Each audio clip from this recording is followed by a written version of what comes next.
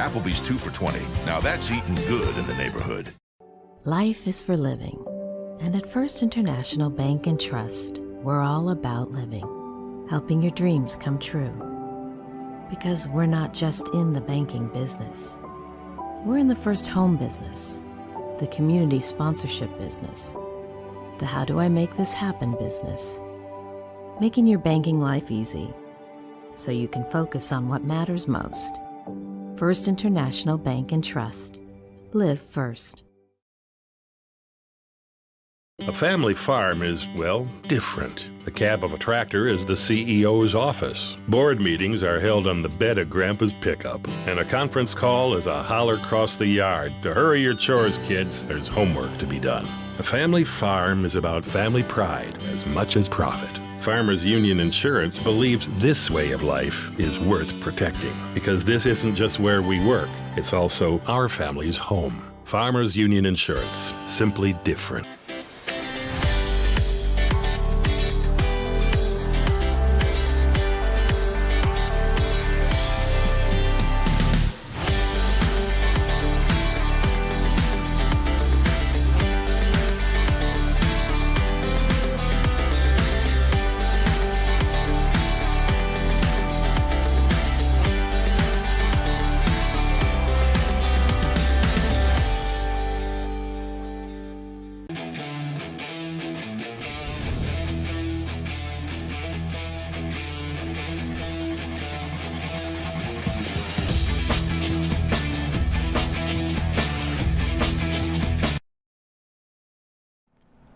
Coming to you from the Bonfire Studios North, it's another edition of Tours All Access.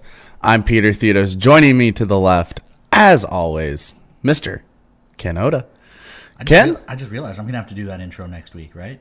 Yeah, you are. Well, or maybe you'll still do next week. I don't know. We'll figure it out. As we bring Kobe Broughton eventually to the host rotation. But yeah. So, Ken, you were in North Iowa this weekend. Yeah. I was not. And all in all, from what I was seeing, solid weekend from the boys. Yeah, really. I mean, all around, the first night was just a dominating performance, right? A 4-0 win. Never really in doubt. Lawton Zacher, who we'll be talking to in a little bit, picks up his first NA shutout. So, really just all around a strong performance. And I thought Saturdays, even though the score ended up being closer, was just as dominant. They get 2 goals late with their goalie pulled, really was the difference. But you look at the shot totals, you look at everything else, just the overall flow of the game, it was really all Toros for the first 59 minutes of that one, right? So, and maybe the goal of the year, too. Yeah, and Chase LaPinta scores just an unreal goal that he almost pulled off the night before, too. I don't know. I haven't talked to him much about it yet, but that's got to be something he practices a ton. Maybe these guys can give us some insight into that, because the first one went off the elbow. It beat the goalie. He just didn't beat the post, right? So I think after that, more goalies will be looking for that from him. But it was definitely it's the first time we've seen a Toro pull that off since Wilmer Skoog, right? It was a very, very cool goal. And a big situation, too. Yeah, and it was just overall a heads-up play, right? He's chasing the puck down the side. It brings him behind the net, and most guys wouldn't have the presence of mind to leave it and trust themselves. Like, he knew there was no one with him, so that he takes the defender past, hits the brakes, and then turns around and just knew that he could beat them back to the puck, and then just from there, it was all skill. Absolutely. And it was the play of the week in the North American League. It was, yes. If fans missed it, thanks to Austin Droughty, the now former broadcaster of the North Iowa Bulls. This weekend was his last weekend, but he submitted the GoPro footage as well. We only had the hockey TV feed, but if you check out the NA Plays of the Week video, it's got the GoPro footage from behind the net. And it's even more incredible. Yeah, you get another look at it from that angle. It's an unreal goal. Big weekend this weekend for the Toros, both on the ice and off the ice. We'll touch a little bit on the ice here in a second, but off the ice, something big is happening. Yes, it's one of my favorite weekends of the year, which is unfortunate that I won't be here for. And that's the other thing I was Yeah, going to say. For but, the first time in your Toros career, second time. second time, Yeah. you're actually going to be missing a broadcast. Yeah, I'll be missing the weekend for this is the second time planned. There have been a couple emergencies that have popped up where I've missed a game here or there, but just the second time I'm missing an entire weekend on purpose, and I'm disappointed that I'm excited for my friend. And I was about to say, how do you want to word this? I'm excited for George and Kathleen that they're getting married, and looking forward to going home and seeing all my friends and my parents who I haven't seen in 2-3 years at this point. But that'll be fun. But I'm bummed to miss this weekend because the Minnetonka's Booster Club Trunk or Treat tailgate party is, it's one of my favorite weekends of the year. It's always a packed house.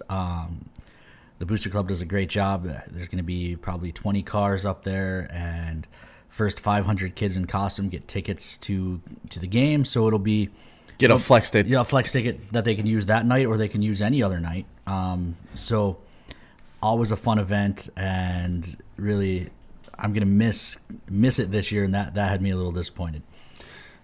People don't want to hear us talk anymore, No. Ken. They hear us talk enough. Let's bring in our two guests for this evening.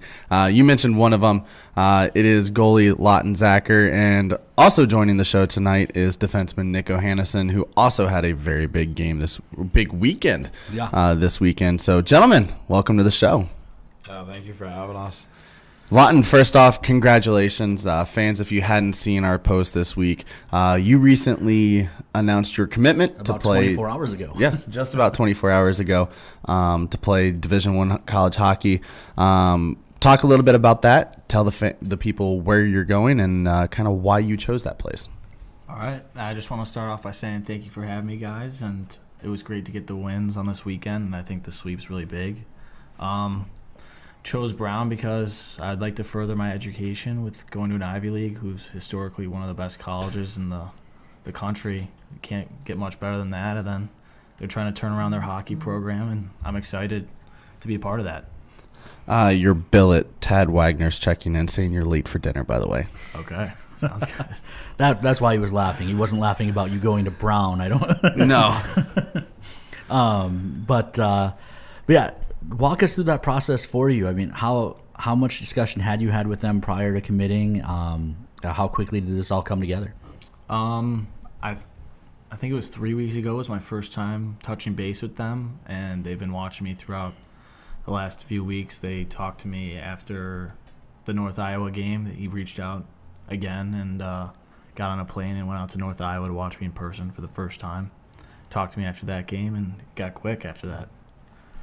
Walk us through a little bit of kind of the support system that you had, whether it was the initial call with them or like your parents or Cody or someone. Just kind of walk us through kind of how you came to that decision and who was supporting you in that decision. Well, when they first called, I think one of my advisor, Tim Madsen, helped a lot, and Cody as well. After they called me, Cody told me to call him after and asked if I needed any help with anything. And my family was super excited for me, and that's why I played hockey, and they all know that. So I think the first to call me was my older brother, Walt, because he's been shooting on me his entire life and get to shoot on me again In a couple Friday. of weeks, yeah. What was it like this morning walking into the room after it was announced yesterday? I know it's usually always a big moment when the guys tell their teammates. What was that like? I think everyone was super happy because we all have the same goal in mind, and they love seeing their teammates get the goal that they ultimately want to achieve as well. And I think a lot of us will if we keep winning and playing as strong with each other as we are. Nick, from a teammate standpoint, when you found out that Lawton had committed, what was the excitement and your first reaction to it? Yeah, I mean, obviously, I got a chance for now a couple games to play in front of him, and I actually absolutely love playing in front of him. So I was the first guy that I wanted to see this morning and congratulate, and I texted him whenever it was posted last night during the day, whatever it was. But I was hopefully one of the first guys to text him, but if I wasn't, I was still equally as excited. So, and being the first commitment of the year that we've had, it's good for the boys to see that. and know that our goal can be accomplished and within our time frame. So it really helps out the boys, and obviously good for you. So.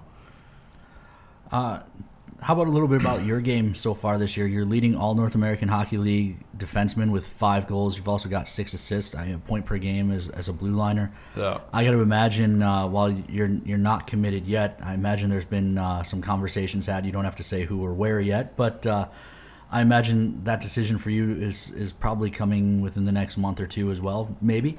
I hope so. Obviously, right now I'm focused on winning games. I think that's the biggest thing that we need to do as a team is focus on that, and then individual success comes after that. But yeah, great. I couldn't ask for a better start. Obviously, my teammates, my goalie, they all helped that aspect of my game. So I'm super happy with our team start and with my individual start. So. You mentioned moving forward and winning games. You guys get the first glance at Aberdeen this year on the ice. What's kind of been the preparation for this week? Not usually an Aberdeen team that we're used to kind of seeing. They've already had a coaching change this year with Scott Langer coming back on the bench. What's kind of the mindset in the locker room facing Aberdeen this week? Yeah, I mean, I want to say it's more of the same, but we're always ready to go to war, but Cody kind of sat us down and was like, hey, this is every time you win in this league, it just gets that much harder the next weekend. So obviously we're preparing more, and I know playing against Fargo last year, I know Langer's kind of style, so I sort of know what to expect. I don't know if some of our new guys do, and that's hockey. It's a brand new start, brand new team, so. But for preparation, it's just more of the same. But we know in the back of our head that it's going to be a battle. So, you mentioned winning, and it just becomes harder. You guys are on a 4-game win streak. You guys beat Bismarck on Saturday in Bismarck, and then you turned around and beat St. Cloud on that Sunday game, and now you just beat North Iowa twice this past weekend. How do you guys carry that momentum over into this weekend and kind of this hot streak you guys are on? Yeah. I think the biggest thing in our room right now is that going to the rink is enjoyable. We love that, and when you're having fun, usually you're playing pretty good. So I think we're having a whole lot of fun right now, and at least I am. I know most of the boys that I've talked to are having a blast coming to the rink, and they love it, and that momentum just carries on. Just putting a smile on and going to the rink, like there's nothing better than that. So especially with, I think we got 24 of us now, and just closest friends. So, but I think just staying focused and most importantly having fun with it, that keeps the momentum going. So, Tiffany Russell checking in on the Facebook feed, and she's complimenting Nick the way you've been blocking shots this year. It's not, and she's right. It's not just the offensive end. It seems like you're coming up with 4 or 5 blocked shots a game. I'm sure. The guy sitting to your left appreciates that, but is that something that you focused on a little bit? I remember you were a solid defenseman last year, but it seems like you've taken your game to another level. And then for Lawton, when you've got guys putting up the points that he's putting up as a offensive defenseman, coming back and blocking that many shots a game, what's that like? You want to go first? Yeah, sure. I mean, I told him this morning, just thanking him for all the hard work he's done, and I told him he's probably made better saves than I did this year. I've never seen anyone slide across that fast and be able to stop a 2-on-0 back door, but it's great that he can produce up in the offense, but that doesn't really happen without him being so strong and getting pucks out in the D zone, and it's definitely helped me get my feet underneath me as a new null goalie and get settled in here, and just want to thank Johannesson again. It's been great. But I mean, like you said, last year there wasn't. There was some of that, but there was, really focusing on me knowing that I had the offensive side and making that be a two-way player. I think that's really big for my individual growth and for a team. If I can produce and go back and block a few shots for Lawton to, make sure he's not facing 40 shots a game. It's absolutely huge, and I take pride in that. And Yeah, I mean, just yeah, proud of the two-way defenseman that I became over the course of the year, and I hope to keep that up. And of course, it helps to have a good guy to block shots for. So there's one play that sticks out in my mind in North Iowa where you came in to slide for the block, and I forget who the shooter was from North Iowa, but he held on to it. It looked like he waited for you to slide by, and you still got it with a stick. I don't know if you remember the play. I do, yeah. Yeah. Obviously, I don't know when or if Cody is going to name captains, but how much do you try to lead by example like that? That was just a play of determination and not wanting to give up on it.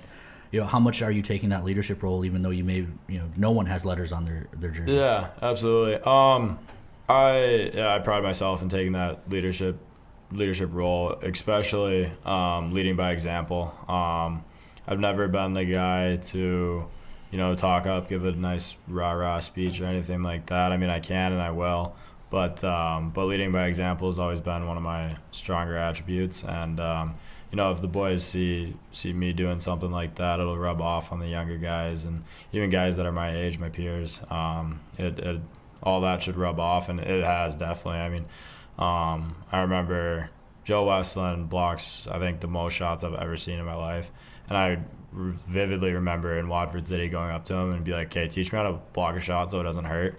And he taught me. I went out, blocked a shot. It still hurt, but it's just stuff like that when you see your teammates doing it, you want to do it because it fires everyone up. So I definitely, I take pride in that. So. Well, we're going to cut away here real quick to the Apex Learning Coaches Corner.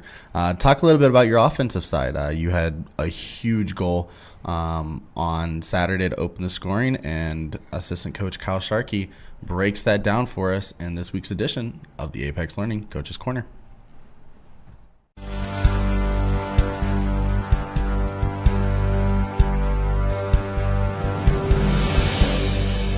Welcome back to another edition of the Apex Learning Coaches Corner. I'm here with assistant coach Kyle Sharkey.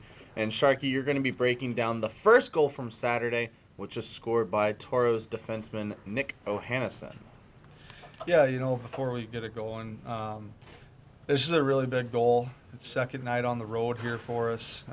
Scoring first is always a positive, but on the back end of a 2-game weekend on the road, getting the first goal, with how the outcome of the game was the night before, is really big for us there. So there's a lot of positives that lead to this goal. When we start the clip, the first part of it here is we're hungry on the puck behind the net, and we get into good position to be in a good spot on the back check to where we can identify it early and put some pressure on their breakout. So let's go ahead and run it here. So you see JD, he's in a good spot. He's pressuring this guy, the puck carrier, right away, forcing a tough pass here. Then we have a good gap by our defenseman who ultimately starts this play, transition quickly here. Then Chase LaPenta drives the D down. He pulls up and delays and finds the seam where Hunter Longy is. Here's the seam right here. He finds it. We have four of their guys on the same side of the ice here. So we change sides on them, and then Nick does a good job identifying the soft ice. Right now we have them outnumbered at the net. Puck gets on Nick's stick, and then it's in the back of the net. So a lot of positives that lead to the goal that happen at the very start of the clip, and then identifying the soft ice and outnumbering them at the net. Leads to Nick burying the puck for us and a big first goal and getting the guys going on Saturday there. Let's give a listen. Ken Oda on the call. LaPenta had a couple of assists last night. The big one that comes to mind is the stretch pass for Longy's first. LaPenta takes this away. Turns on the far side, toss across the near. Catching the carom is Longy, feeds Ohannesson, shot, it's in. LaPenta to Longy to Ohannesson to the back of the net. Toros lead 1-0.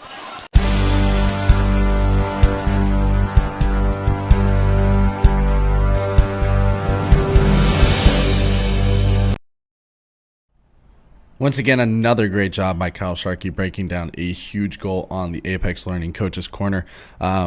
Nick, talk a little bit about that goal from your standpoint and how you were seeing that play kind of develop a little bit.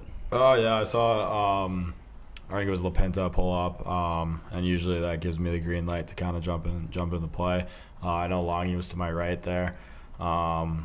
I mean, unfortunate that we didn't hit Longy in time for the one-timer, because he has an absolutely great shot. But it just so happened that it went into the corner, and I was absolutely screaming. I think this is the loudest I've ever screamed for a puck because I was wide open there. I knew where I was shooting right before. And as soon as on my stick, I tried to make it the quickest release I've had. So, obviously a huge goal, second game on the road, and I was fortunate enough to be put in that position and deliver. So, we got a couple of people checking in. Questions about brothers. Yes, questions about brothers, and if fans obviously know. Nick's younger brother Jack is a current member on the Toro, but also Lawton, you have a couple of brothers playing in this league that we'll see in a couple of weeks. A couple of players on the Austin Bruins. Yes. So, Nick, what's it like to play with your brother? And then another question is for Lawton, what do you think it's going to be like to play against your brothers? Because we haven't played them yet. Yeah. Obviously, playing with Jack is unbelievable. This is our first time doing it, and being the older brother, it's super special to watch him grow into the young man he's becoming, and of course I get to see like the special first goals. I got to watch him play in his first preseason game. I think I was more excited for his hat trick than he was. I know I was certainly more excited for his first goal. I remember you ran down the bench to give him a hug. Yeah, I did. That was in Blaine, and for us to both score in the same game. That was really special. But all that aside, I get to live with him. It's not like I haven't before, but doing it in about 22 hours away from home is really cool, and it's nice to see him. Not always like in my house. It's like I get to see him at the rink and stuff, and it's like, you're here, and just what we've been through before together, and it's super special. So, Lawton, what do you think it's gonna be like to play against your brothers? You planning to chirp a little bit? I'm not a big chirper as a goalie, but maybe he will. My brother Walter Zacher is a 2002 forward for Austin and one of their top scorers, so definitely we got to find ways to shut him down with the streak that he's been on, and he's also their assistant captain, so we got to stop him from being able to lead that team. But I think they had a strong weekend in Blaine, but I think we were kind of taking over this division so far. So Love that. Nick. Someone named Hunter Longy checking in. I hope I'm saying that right. He wants to know if your hat is glued on, Nick. This is the first time I wore this hat this week. I don't know. I always get the boys make fun of me for that, but no, it is not glued on. I have a various selection of hats, Hunter. So thank you, Nick. I gotta ask you one final question here. Do you guys, as brothers, ever do one-on-one drills at practice? And if so, who's the one that usually wins? We don't intentionally do it. But the odd case that I do get matched up with him, me, every time I win. But, Jack has the most skill I think I've ever seen on a human, but he can't get past me. So, yeah. How about you? Have you played against your brother before, and who usually comes out on the right end? I've played against him growing up on the backyard rink, but I'm not usually a goalie, but I kind of grind my way out on the backyard rink, which you don't usually see. Yeah. I block shots in the backyard rink, so I usually come up on top out there as well. Gentlemen, we appreciate you coming on the show tonight, kind of sharing a little bit about your brothers and all that, and look forward to seeing you guys back out on the ice this weekend. Yeah, perfect. Thank you guys so much. Fans, that's defenseman Nick O'Hannison and goalie Lawton Zacher. Ken, big weekend against the team from the worst Dakota. Yeah, the Fighting Pheasants are coming north, and like I said, I'm a little bummed I'm gonna miss it, but I think it should be a good weekend, and there's only a couple teams left in the division we haven't seen yet, and it'll be good to get a look at them, and again, just kind of where we measure up. Yeah, so I'm super excited as always. Let's come out, pack the Pepsi as always, and have a great weekend. For Sean Bachman behind the scenes, always doing a fantastic job. That's Ken Oda. I'm Peter Theodos. We'll see you at the Pepsi this weekend.